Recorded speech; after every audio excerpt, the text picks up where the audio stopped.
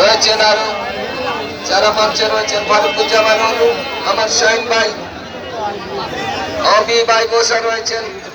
আমরা অভিনন্দন জানাই আরাফাত রহমান কোকো ফুটবল টুর্নামেন্টের আজকের প্রথম রাউন্ডের দ্বিতীয় ম্যাচটি দেখার জন্য এবং আয়োজনে সক্ষম হয়েছে পঞ্চকুশি ইউনিয়ন বিএনপিকে আমরা অভিনন্দন ধন্যবাদ জানাই। এবং আয়োজনে রয়েছেন শাহজাহানপুর তরুণ সংঘ এবং বহুদিন ধরে এই তরুণ সংঘ এই মাঠে ফুটবল টুর্নামেন্টটি আয়োজন করতে সক্ষম হয়।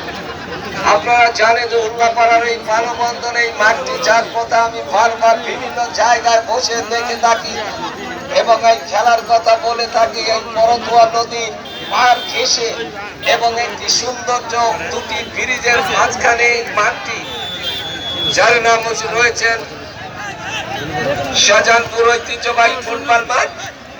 আমরা বলতে বলতে আবার আপনাদের খেলায় চলে যাচ্ছি।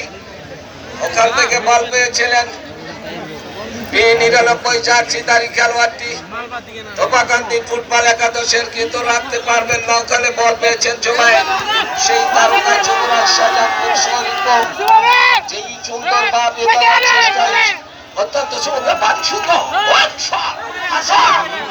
দুই ভাই বলবে গোলের লড়াই কিন্তু চলল না। থেকে